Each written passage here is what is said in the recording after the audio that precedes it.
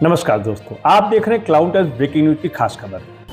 आज हम बात करेंगे प्रधानमंत्री मोदी के संसदीय क्षेत्र बनारस से सटे भदोही लोकसभा सीट पर इंडिया गठबंधन के प्रत्याशी ललितेश पति त्रिपाठी को लेकर मचे घमासान के बारे में। बता दें कि भाजपा ने भदोही के लोकसभा सीट से हैट्रिक लगाने की तैयारी तो पूरी कर लिया है, लेकिन अभी तक प्रत्याशी के नाम की घोषणा नहीं किया है। यहां गौर करने वाली बात है कि कालीन नगरी भदोही में ब्राह्मण और पिछड़ी जातियों के वोटर ही तय करेंगे कि अगला सांसद कौन होगा।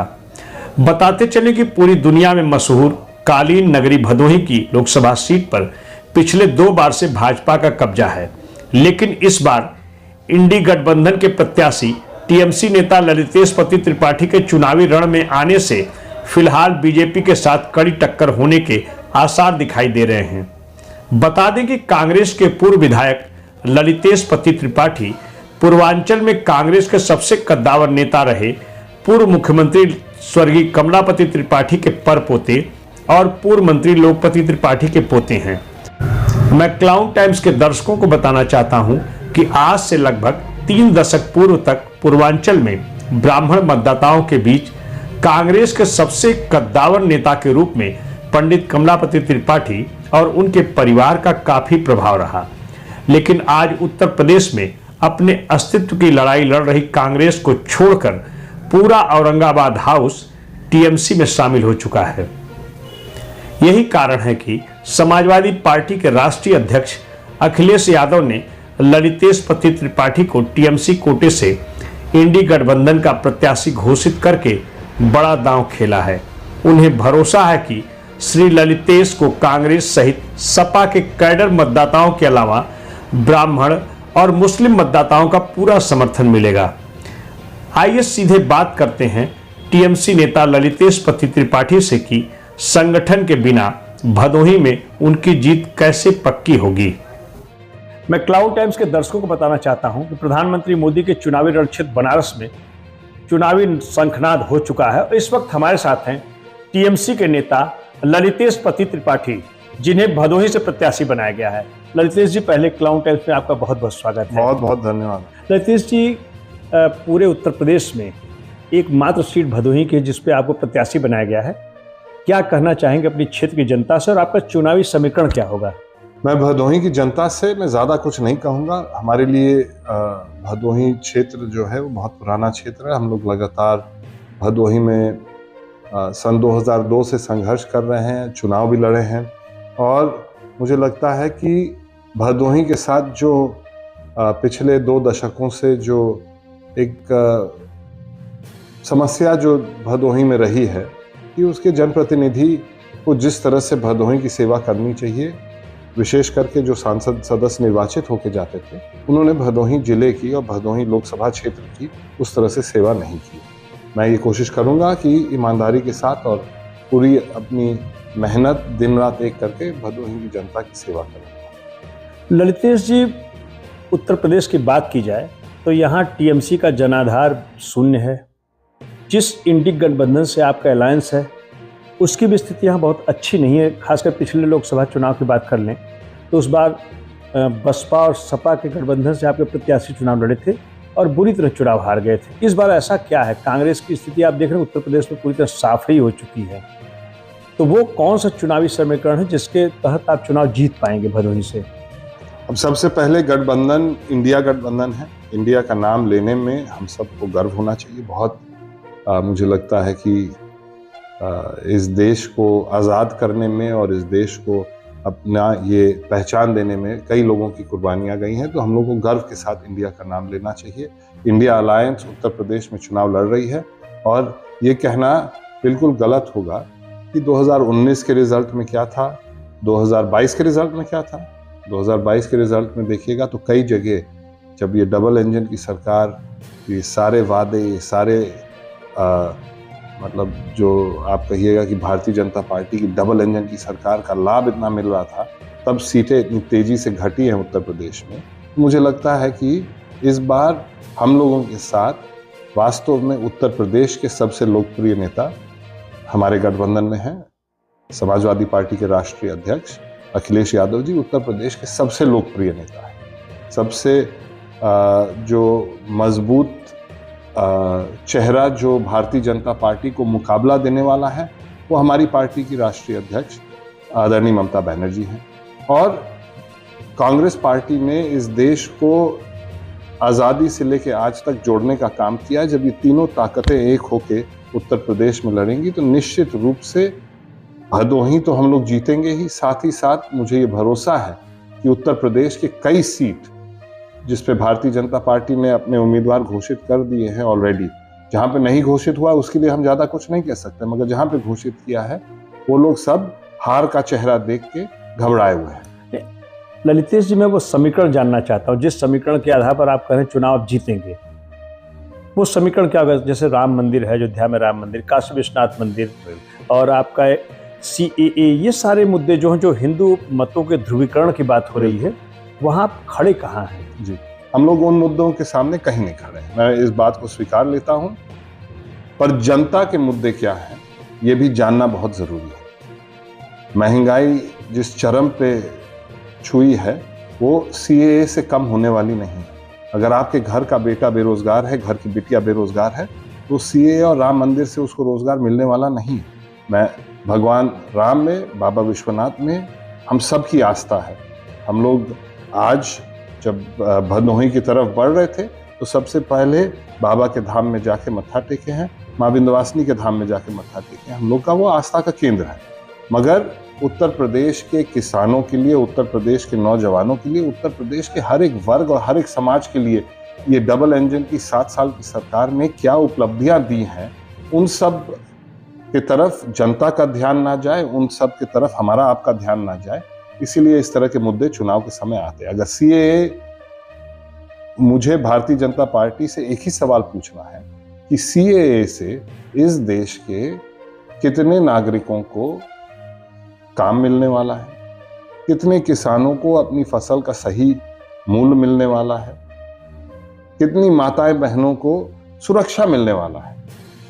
अभी अमित शाह का एक बयान आपने देखा होगा, ANI पे आया है।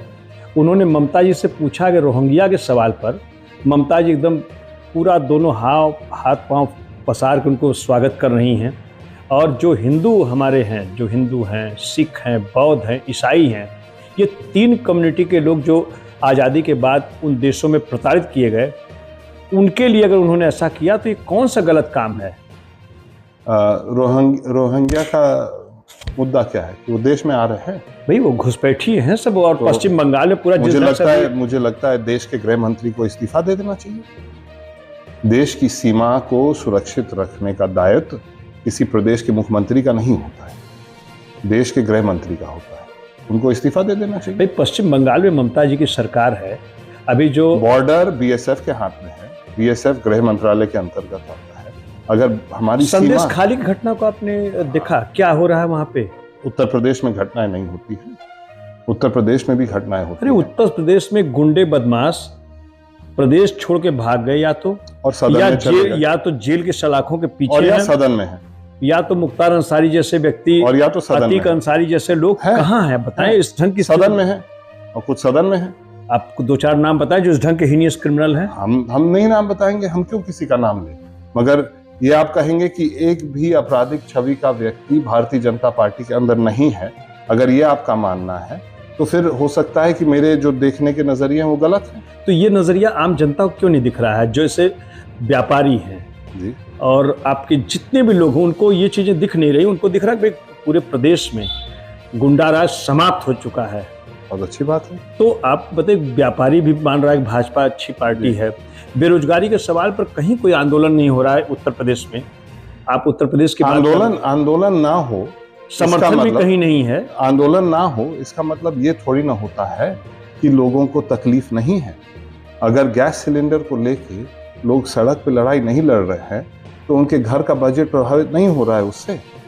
लहसुन के भाव क्या हो गए हैं इसके लिए उत्तर प्रदेश की सरकार या देश की सरकार का एक शब्द ना बोलना, इसका ये मतलब थोड़ी ना होता है कि उत्तर प्रदेश के लोगों को उसकी तकलीफ नहीं है। लेकिन चुनाव जब आएगा, तो लोकसभा का चुनाव आएगा, तो ये मुद्दे जो आपको बैक हो जाएंगे। वहाँ फिर जाति की लड़ाई होगी, नहीं होगी, मजहब की लड़ाई होगी, बिल्कुल नहीं ये होगी। सारी चीजें होंगी। उत्तर प्रदेश को बांटने का काम भारतीय जनता पार्टी बंद करे। उत्तर प्रदेश के सारे लोग एकजुट होके ये चुनाव एक ऐसे नेता के नेतृत्व में लड़ने जा रहे हैं जिसने उत्तर प्रदेश में ऐसे काम किए हैं जो डबल इंजन की सरकार उसके बराबर का काम नहीं दिखा सकती। अभी उस अखिलेश यादव की बात आप कर रहे हैं जहां पे विजय मिश्रा जैसा माफिया फल फूल रहा था, अतीक, मुख्तार या जितने भी बड़े अपराधी हैं वो इन्हीं के राज में फल फूल रहे थे।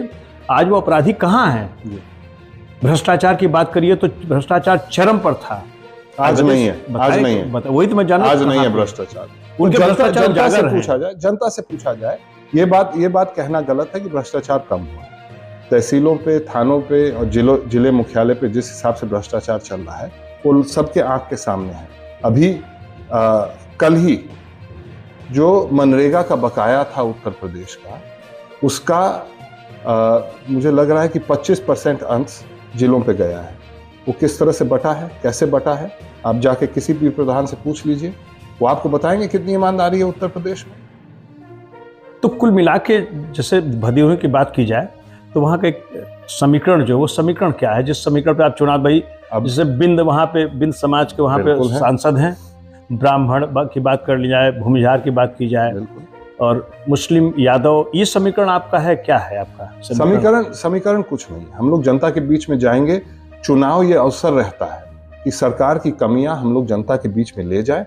जनता उन कमियों को अगर मानती है कि वास्तव में हमारे पास उन कमियों को हटाने का सरकार से बेहतर उपाय अगर हम जनता के सामने रखते हैं तो हो सकता है जनता हमारे साथ आए। समीकरण अभी भदोही में कुछ नहीं तय हो सकता है क्योंकि एकमात्र घोषित प्रत्याशी हैं, वो मैं हूं। तो अगर समीकरण इस समय देखेगा तो सारे वोट हमको मिल रहे हैं। विपक्ष के जो भारतीय जनता पार्टी के लोग हैं, अन्य पार्टी के लोग हैं, जब वो अपना प्रत्याशी घोषित करेंगे तब समीकरण की बात कुछ हो सकती है। मगर जनता इस वक्त बदलाव चाहती है।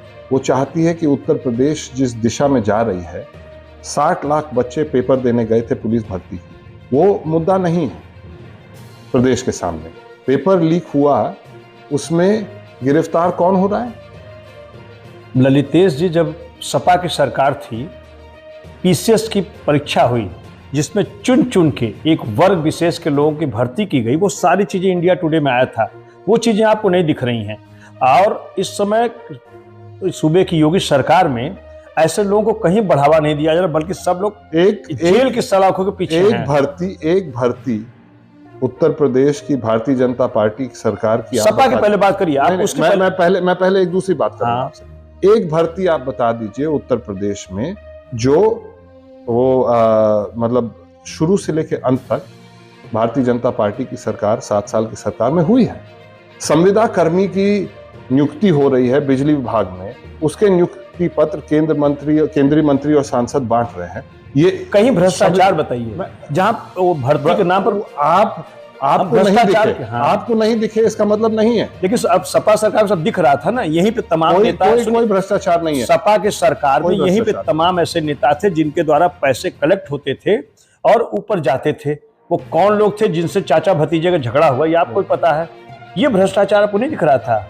उसका अगर वो सारी बातों का परिणाम 2017 के चुनाव में समाजवादी पार्टी को मिल गया। अब उस एक अगर वो गलत हुआ था तो उसका सजा जनता ने दे दिया है। अब जनता के बीच में हम लोग जाएंगे और उनसे पूछेंगे कि अत्याचार आज हो रहा है कि नहीं हो रहा है, और जनता उसका जवाब। वो अत्याचार बताइए, इससे बताइए, जैसे जो अत्याचार आपको नजर आ रहा है वो अत्याचार बताए। कौन से गुंडे, कौन से बदमाश, किस पूंजीपति को फोन करके धमका रहे कि इतना रुपया मुझे भेज दो? मैं नहीं जानता हूं, मैं उन लोगों को भी नहीं जानता हूं, मगर मैं इस बात को जरूर जानता हूं कि जितनों के खिलाफ कार्रवाई हो रही है उतने ही भारतीय जनता पार्टी में शामिल भी हो रहे हैं, और तब उनका अपराध दिखता नहीं। वो अपराध कर नहीं रहे हैं, उनका अपराध दिखता नहीं। रुंगटा जैसे व्यापारी का गला काट के, सुनिए, रुंगटा जैसे व्यापारी का गला काट के, उससे किस सरकार में थे वो? किस सन की बात कर रहे हैं? मैं ये पूछ रहा हूं कि 2017 के बाद किस अपराध के लिए इन सब लोगों को सजा मिली है?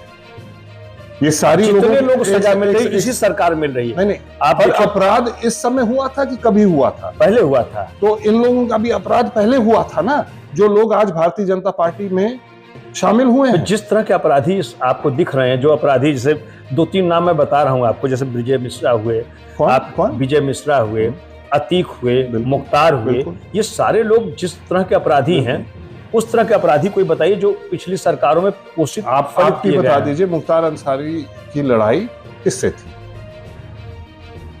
आप बताएं। मैं तो दोनों पार्टियों ने, सपा ने उनको पाल पोस कर रखा, किनको? और मायावती ने उनको पाल पोस कर और रखा। उनकी लड़ाई किससे थी? वो आज की तारीख में प्रधानमंत्री जी के क्षेत्र से निर्वाचित होके सदन में पहुंचे हुए हैं। प्रधानमंत्री जी के सांसदीय क्षेत्र से वो व्यक्ति निर्वाचित होकर सदन में पहुंचा हुआ है कि नहीं पहुंचा हुआ है? वो अपराधी नहीं है। लेकिन उसने अपराध कोई किया है? जो अपराध जिस तरह के अपराध हो रहे थे, अब एक अपराध इस पूरे 5-6 साल में, 10 साल के कार्यकाल में उनके एक अपराध बताइए कि फला अपराध उन्होंने किया है। हम लोग सारे अपराधी हम ही लोग हैं, सारा अपराध हम ही लोग ने किया है, सारे इस देश के गलत काम हम ही लोग ने किए हैं। भारतीय जनता पार्टी ने सिर्फ सही काम किया। अब संतुष्ट, चलिए मेन मुद्दे पे आते हैं। मेन मुद्दे पे कि अगला मुद्दा जो होगा, चुनावी मुद्दा आपका होगा क्या? महंगाई की बात आपने कर ली, बेरोजगारी की बात कर ली, ये सब मुद्दे नहीं, ये हो जाएंगे, गौड़ हो जाएंगे, गौड़ हो जाएंगे। अब ये लोग लाएंगे, राम मंदिर लाएंगे, हिंदू कोशिश करेंगे, समाज को बांटेंगे, और संवैधानिक, उसको कैसे आप तोड़ेंगे? ये अच्छा है राजनीति के लिए, इसके लिए इसको कैसे अच्छा है राजनीति के लिए? हम जानना ये अच्छी भारतीय जनता पार्टी ने जो एक जनता और देश से वादा किया था कि पार्टी विद ए डिफरेंस, नई राजनीति लाएंगे, जब वो विभाजनकारी योजना लेके आते हैं तो वो अच्छी राजनीति हो जाती है। ये बड़ा दुर्भाग्य है। लेकिन जनता समझ नहीं पा रही उसको। जनता को दोष नहीं दिया जा सकता। भारत का संविधान है, भारत का कानून व्यवस्था है। अगर आप उसके विरोध, अगर आप कानून लाते हैं, अगर आप उसके विरुद्ध कार्रवाई करते हैं, अगर आप उसके विरुद्ध भाषण भी देते हैं, तो आपके खिलाफ कार्रवाई होती है। भारतीय जनता पार्टी ने उन सारे चीजों को दरकिनार कर दिया और उन्हीं नीतियों को अपना रही है जिससे समाज में जो दूरियां हैं वो बढ़ी। उनका कहना था, मैंने जो चुनाव के पहले जो अपने घोषणा पत्र में किया था कि धारा 370 हमने हटा दिया, राम मंदिर मैंने बना दिया, काशी विश्वनाथ धाम का भव्य और दिव्य स्वरूप बना दिया, काशी का जितना विकास हुआ, मन्नी कमलापति त्रिपाठी की बात तो भाजपा सरकार में हुआ है। तो इन सारे मुद्दों, विकास की बात करें तो भी अपने आप को नंबर 1 कहते हैं। कमलापति जी तो कुछ नहीं किया, 70 साल बता रहे हैं, वो तो बताएंगे उनके बाद कुछ नहीं हुआ। जनता यही करेगी, उनके बाद यही विकास हो रहा है।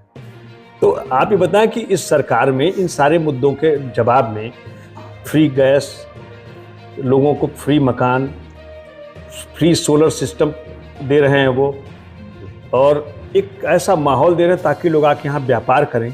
इन तमाम मुद्दों की बात की जाए, और सड़कें हैं, गलियां हैं, जो विस्तार ये कर रहे हैं, हजारों करोड़ की योजनाएं यहाँ आ रही हैं बनारस में।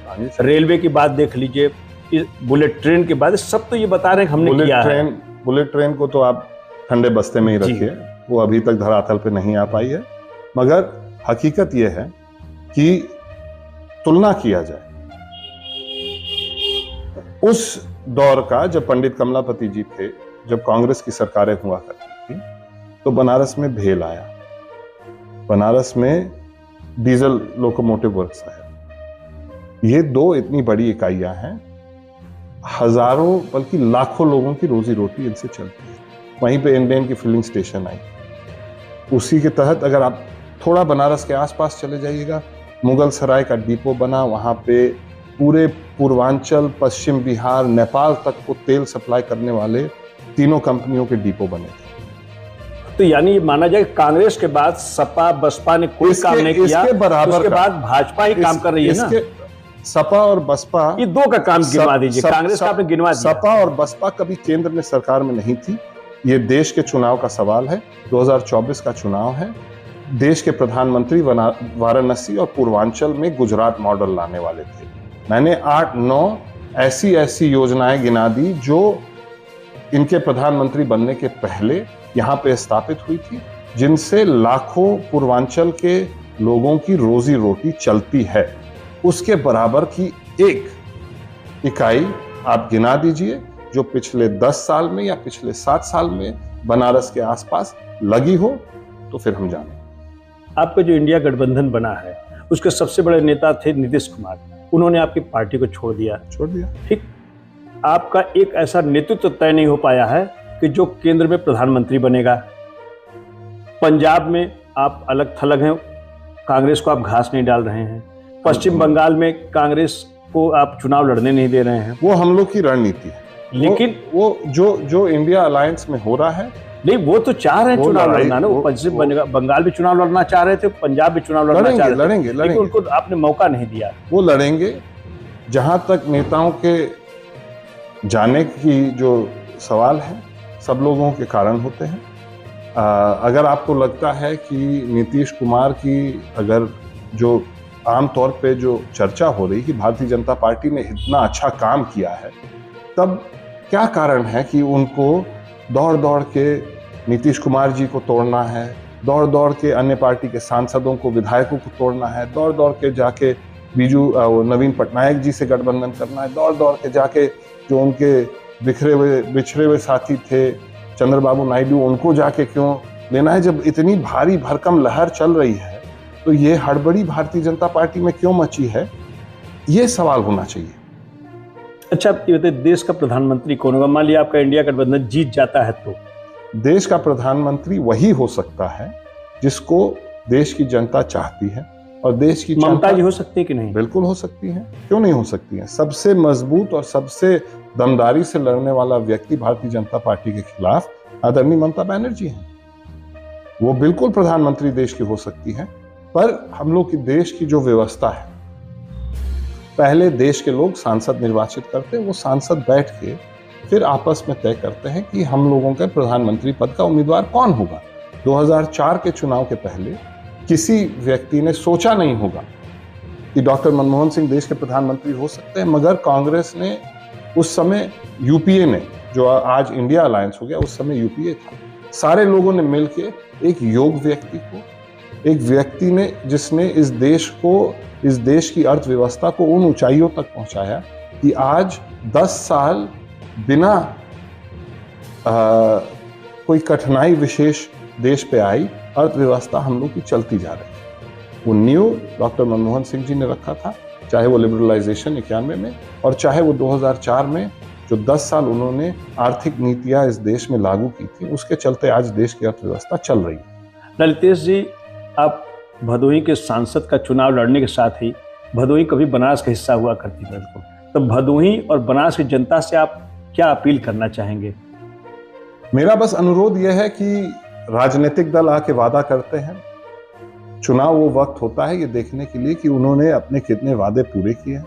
जो उन्होंने वादा किया है, क्या वास्तव में वही कार्य वो लोग कर रहे हैं या अपने सुविधा अनुसार जनता को लुभाने वाले कार्य कर रहे हैं। मुझे ये यकीन है कि पूर्वांचल का इस कोना ये कई मायनों में बाकी पूर्वांचल से अलग है। यहाँ पे सूखाग्रस्त इलाका भी है, धान का कटोरा भी है, ये सारे एरिया है और धर्म संस्कृति की नगरी, शिक्षा की नगरी काशी हुआ करती थी, जो आज पर्यटन की नगरी हो गई। हम लोगों को अपने धार्मिक स्थलों का ख्याल रखना है, हम लोगों को अपनी संस्कृति का ख्याल रखना है और साथ ही साथ जो शिक्षा व्यवस्था उत्तर प्रदेश की बिगड़ी है, हम लोग को शिक्षा व्यवस्था को एक बार फिर पटरी पर लाना है।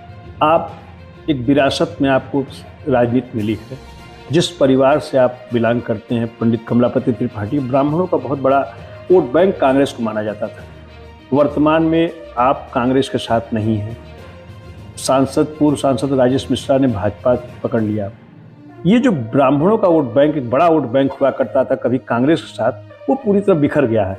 ललितेश पति त्रिपाठी कांग्रेस के भी वोट बैंक को लेंगे और ब्राह्मणों का वोट बैंक उनके साथ आएगा क्या? हम लोग अब कांग्रेस के साथ अलायंस में हो गए और हम लोग ये कोशिश करेंगे, सिर्फ ब्राह्मण नहीं, जो हम लोग के परिवार से जुड़े हुए सारे वर्ग और समाज के लोग थे, वो हमारा सहयोग भदोही में करें। हम मिर्ज़ापुर में भी जाके, जब हमारा चुनाव खत्म होगा, मिर्ज़ापुर में जाके निवेदन करेंगे, हम चंदौली जाके निवेदन करेंगे और बनारस में जब कांग्रेस का उम्मीदवार घोषित होता है तो हम बनारस भी आके उस कांग्रेस उम्मीदवार के लिए हम जनता से अनुरोध करेंगे कि एक सही आदमी का चयन करिए जो इस परंपरागत शहर की सेवा करे। कुल मिलाकर प्रधानमंत्री मोदी के चुनावी रणक्षेत्र बनारस से सटी भदोही सीट पर सभी की नजरें लगी हुई हैं। यहां गौर करने वाली बात है कि नए परिसीमन के बाद 2009 में पहली बार भदोही संसदीय सीट अस्तित्व में आई थी। इस सीट पर अब तक 2 बार लोकसभा चुनाव हुए, जिसमें वर्ष 2014 के मोदी लहर में वीरेंद्र सिंह मस्त प्रचंड बहुमत से चुनाव जीतने में कामयाब हुए थे। वहीं दूसरी बार 2019 में भाजपा के रमेश चंद्र बिंद को मतदाताओं ने जिताकर यह साबित कर दिया कि मोदी की लोकप्रियता विरोधियों पर आज भी भारी है। लेकिन 2024 के लोकसभा चुनाव में टीएमसी प्रत्याशी ललितेश पति त्रिपाठी के आने से भाजपा के अंदर खाने में इस बात की चर्चा जोरों पर है कि भदोही में वर्तमान सांसद रमेश बिंद का टिकट अगर कटता है तो कोई आश्चर्य नहीं होगा। राजनीतिक विश्लेषकों की माने तो इस बार भदोही के चुनावी समीकरण में 4 लाख से ज्यादा बिंद जाति के मतदाता और 1,30,000 के करीब मुस्लिम मतदाता तथा 3 लाख के करीब ब्राह्मण और राजपूत जाति के मतदाताओं को जो भी प्रत्याशी अपने पक्ष में रिझाने में कामयाब होगा, उसी के सिर बंधेगा जीत का सेहरा। क्लाउन टाइम्स यूट्यूब चैनल की खबरों को आगे भी देखने के लिए चैनल को लाइक करें, सब्सक्राइब करें, बेल आइकन को प्रेस जरूर करें। क्लाउन टाइम्स की खबरों को फेसबुक पेज पर देखने के लिए पेज को लाइक जरूर करें।